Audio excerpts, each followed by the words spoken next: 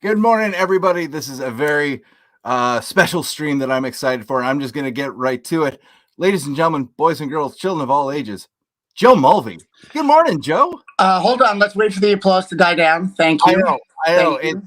This is only, please, people, this is only a 15-minute stream. It is. I would have liked entrance music, akin to like 1980s, like pro wrestling. I would have been, a big fan of it. Because now it all sounds the same. There we go. I said it. Let's start this off with controversy. This is what I love about you. Morning, man. Thank you for joining me. Thank you so much for acting like we haven't been talking for the last 10 minutes and keeping this thing real. Learn from the best. Exactly. Yeah. Just so everyone knows, I've got my Rangers hat on. Yeah. Because Mr. George O'Connor likes to rub in his little Bruins thing. But now the first place New York Rangers, I wanted to have them a little respect on the thread. It is, the hat has become like second nature.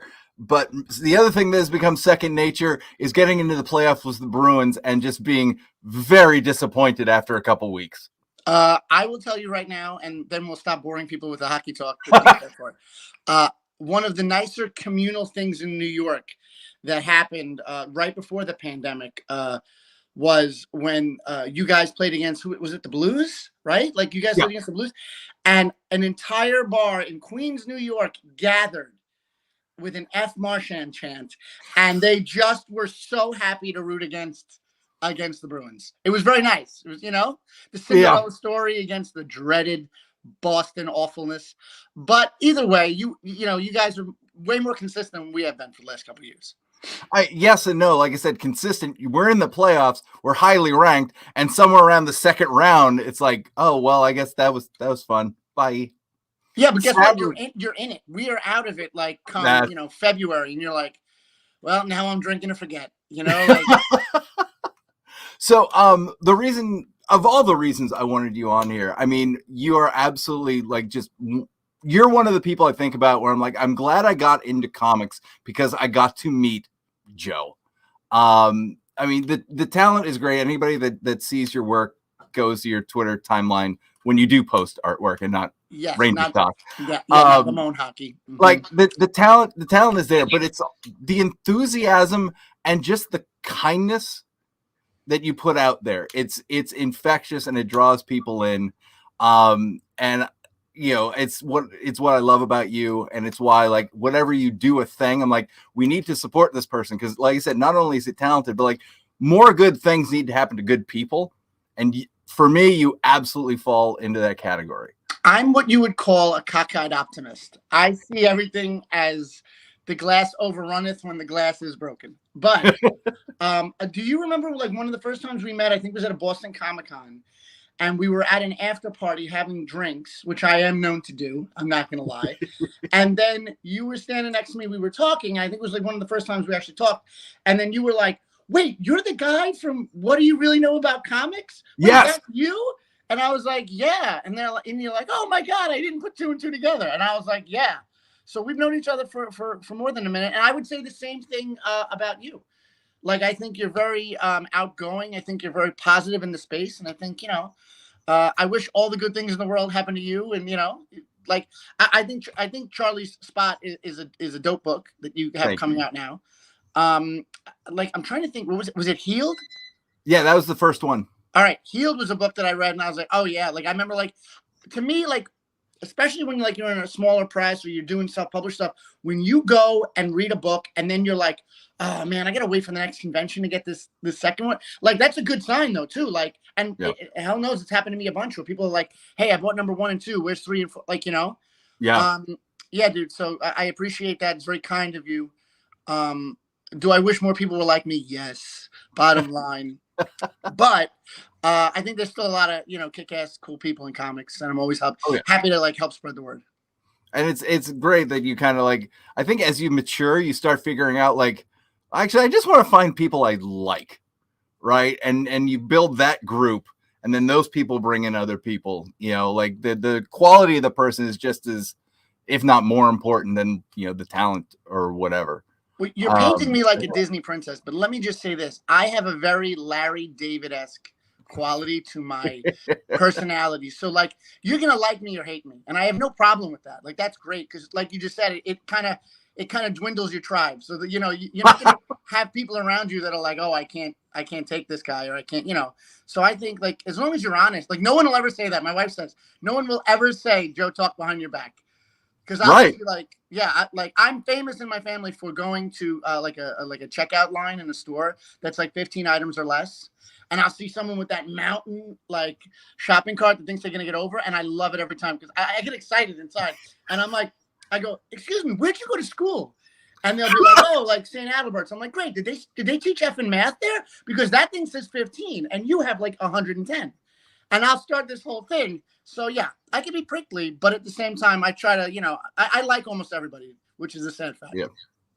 Which one of the things that then makes me like so much happier to know you and know you a little deeper is you do have that vibe, and then the stuff you make is so big and bombastic, and like right now, Happy Hill. I mean, it's a horror comic, Right. Yeah. And so, this big, and while we're talking, I'm going to pull it up because that's one of the things I wanted to talk about is your Kickstarter you have going on right now for Happy Hill, which, when you launched it, I was so happy for you, because I think it was like New York Comic Con 2019, if not even earlier. You had decided that this was the next thing you were going to do, and you were so excited to work on it. And you could just see that, like, this is the story that you needed to get out. Yeah, dude, it takes up mental space, because, like, all of a sudden you're drawing something, and when you have, like, as a creator, when you have something in the back of your head, then, as an artist also, you'll be drawing, and you'll be like, oh, man, this would work perfect in that other story. And then, like, it really does distract you sometimes. So to be able to get the story out kind of, like, frees up mental clutter and mental space, and be like, okay, it's done. I've got that out of my head, and then I can, like, fill up what little brain space I have left with some other stuff. So I'm always curious, like, for me, there's always a bunch of ideas bouncing around the head, and then something for one of those ideas will kind of just hit a tipping point where I'll be like, oh, well, now I got to make this come out. So do you remember what the scene, the idea, the panel was for you that turned it from an idea you were thinking about to, well, now I got to make this happen? Yeah, like the end. Because I don't know how you are. I have like this like moleskin marble notebook like process where I just have an idea. I'll write it down real quick. And then, and I know Stephen King says the more you do that, the more you kill an idea, but whatever, Mr. King.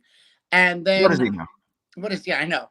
What comic has he ever write made? Like a book a week and impress me. But no, like, so I was writing down all these ideas, and then kind of things got intertangled. And when Rich Duick, the co-writer now, came on board, Rich is like, you got to get rid of this subplot. You got to get rid of this subplot. This is good. He's just a better writer than I am. And like, he helped me streamline it to where I can get out the message and the theme and the story. Because the real question of it is just how far are you willing to go for happiness? You know what I mean? And like, some people would say too far. And it's a story about like bombastic action and horror, but it's also something that hopefully, we're only in the second issue right now, but people will see it's about being divisive and being divided and what it takes to come together. And maybe happiness isn't always about you. Maybe it could be about the collective sometimes. And that's the kind of, and it's also about a scary creature named the Woodsman that kills people with vines, plants, and its hands. So, yeah, right there. So yeah, so I'm happy to have it out there. I'm working on issue 5 as we speak. And it feels good to finally like have it out of the brain pan. Yeah, and first of all, like there's a lot there. First of all, Rich Duick was also the editor for Charlie Spot. And before Charlie Spot, I had sent him a couple things here and there, and he is so great at what you just said of finding those little things and like move this, get this out of the way, or just kind of like, I see what you're doing here, but come on, and like he's right, and doing that, digging a little more to make that thing shine. Dude, we have cut a full at least issue out of Happy Hill. It's drawn, it's colored, it's drawn. And he was just like, this subplot like slows down everything. Like, get it out. Just get it out. Yeah. And every like edit and every idea and story note and beat he's added and put into the story just makes it the best story that it is. Again, it's stuff like this panel that I love what I love about your art and your style is like it's big and it's exaggerated, but the emotion is never lost. You know, it's everything a big bombastic comic should be. Like even on these pages. Well, George, I was gonna say you've hung out with me. Subtlety is not my specialty. No. Yeah. So, but again, it's that beautiful balance of, like I said, not only is it kind of like big and exaggerated and comic booky, but there is still energy, life, heart. You know, it's a wonderful style you have that just makes me so freaking happy. Well, let's also give credit to Chris Sotomayor. His colors make it look unbelievable. Like he sent me pages in, like I'm looking at 3 and like I'm just like I text him back like multiple expletive curse words and like you're too damn good and like yeah. So he makes my stuff look great. Like I could have a less talented colorist and I could look very, I think, blasé because I'm a very open styled artist. So I think like Chris makes me look better than I am and I appreciate him for it. It's the best part. It's the collaborative nature for me of comics is the best part. It's getting those pages in. Sadly, you don't have the, having an artist send you pages. Artist sending you pages is the best. But can I tell you, I'm too much of a control freak, George. I think at a certain point I was going to hand off Happy Hill. I'm like, okay, here's the idea. I'll break it down to issues and I'll send it off so that I can do more. And like, I could draw something else while writing this. And then I just see it so visually. I'm like, nope, I got to do it. I couldn't, knowing how you were talking about this again, back at New York Comic Con, whatever it was, 1819, I couldn't see you handing this off. Like it was too much. Like your eyes just lit up when you were just, telling me the iceberg of the idea, the tip of the iceberg of it. I couldn't imagine you not bringing this to life.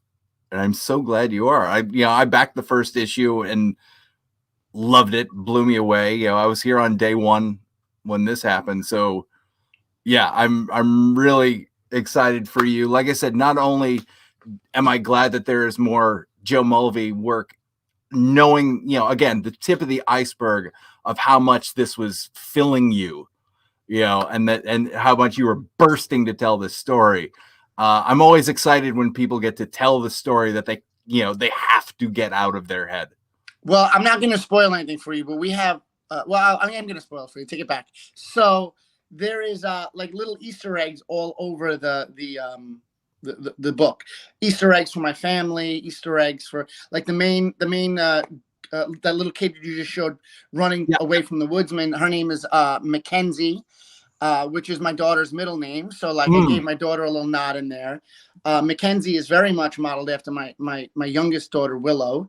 She's outgoing. I don't know where she gets it from. She's spunky. She's daring. She's all that stuff. And that's very much what Mackenzie McIntyre in Happy Hill is. We have a photo where Mackenzie's mom's holding her as a baby because obviously she's not with her parents, so they're worried about where she is. And like it's literally my wife's. I drew it from Life Inspiration. My wife holding my daughter Willow at her baptism, and then I put that in the book. And then for anyone who hasn't seen Happy Hill, what it is like, let's just say you have a problem in life. Happy Hill guarantees you your happiness or your money back. Come here and we will take all your troubles away for forever. Now, let's just say that problem is you can't stand your great Uncle Roy. Well, guess what? Bring great Uncle Roy to Happy Hill and maybe he's going to go away forever. Yeah. And everyone has a story like that, right? Where you're like, oh, my sister-in-law, my mother-in-law, my boss, my cousin, my buddy, anything like that. So in this book, some of those people are in fact bad people. And let's just say that maybe there's something on the grounds of Happy Hill that could really detect if you're good or if you're bad, right? So if you bring a person that you think is the worst thing in the world, but they don't get killed, maybe you're the worst thing in the right? Maybe you're the bad person there. And then Mr. George O'Connor is in the 5th issue. He's in the background. We have Mr. Rich Dewick in the background. We have Tyler James. John Lees. I think I have Sean Kirkham from Sky. We have a lot of people that I've drawn from in real life that are filling the backgrounds of these books. I won't say whether you get got or not, but I'll just say keep a lookout.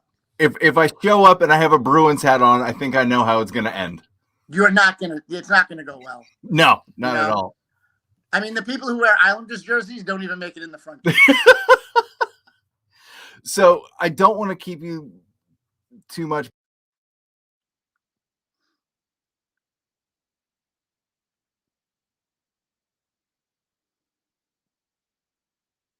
Hello.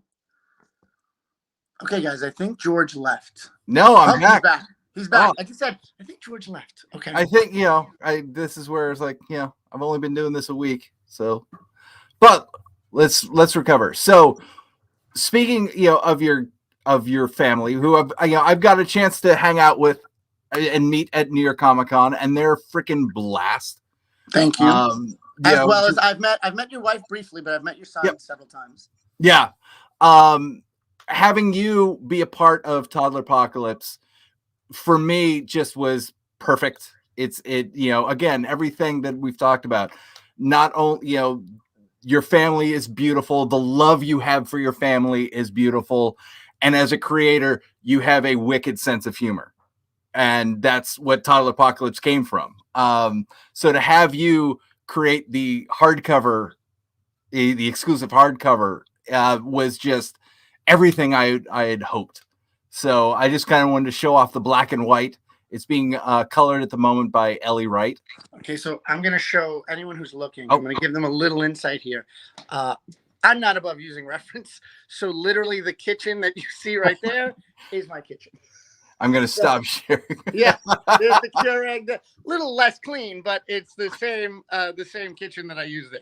So there you go. So when you see that hardcover of Toddler-Pocalypse, just know it's like you're hanging out in Joe Mulvey's kitchen during the apocalypse. That's awesome. And I do. And the other day, someone did buy the cover, and I know who bought it. And I am absolutely thrilled that they get to own your cover. That's awesome. Yeah. So, thank you again. And knowing that you are going full steam ahead with Happy Hill, thank you for taking the time out to create this absolutely amazing cover, and bringing something I wanted to try, the hardcover version, to life, and then doing it just so beautifully well. No, man, thank you for asking. And also, I think the idea is great. I think it's crazy. I think it's bombastic. I think it's, wild. So I'm excited to have it and hold it in my hands. So the last thing I wanted to ask you was, Toddler-Pocalypse, the whole idea is that we love our children, but in an apocalyptic scenario, they're going to do something that's going to get us killed. In my case, one or two things would happen. Either my son would not be able to stay quiet long enough to let whatever killer go past the house. Either that, or he would forget to close the door or lock the door, even though you just asked him. So I am just curious. We, of course, love our children with everything we have, but we also know exactly how they will get us killed in the apocalypse. So I'm just curious, how are your girls going to get you killed in the apocalypse? I think I have two. I think that the older one would kind of Rambo it up and be like, I'm going to go get my Nerf guns. I'm going to take these guys down.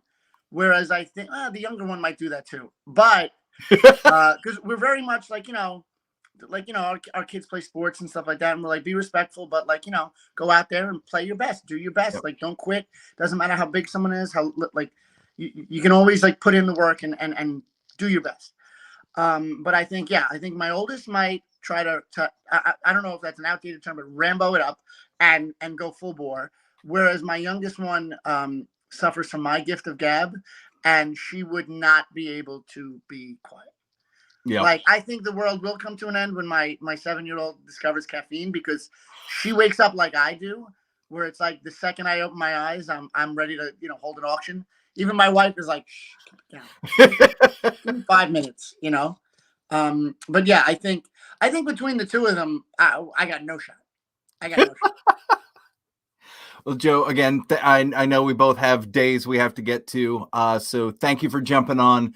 Thank you for being a friend. And thank you for being, a part of Toddler Apocalypse. And I cannot wait for the world to allow us to be in the same convention hall again, and we get to catch up face to face, man. Hopefully soon. Yeah, man. And thanks for inviting me. Toddler Apocalypse is dope, so everyone should back it and check it out. And we'll talk soon, dude. Oh yeah, socials. Where if people want to learn more about you, Happy Hill, all of that, where can we send them? Yeah, I'm at Joe Biden on Twitter. I'm at Joe Biden I'm at Joe Mulvey, JoeMulvey. It is spelled JoeMulvey. That's a longer story we don't have time for right now, why I can't get that. But it's Joe Mulvey on Twitter and on Instagram. Awesome. Thank you so much, man. Have a great day and good luck with the rest of the campaign. And I can't wait for the rest of Happy Hill to come out. I am so happy for you. Have a great day. Be well. Take care, everybody. Now I will officially end the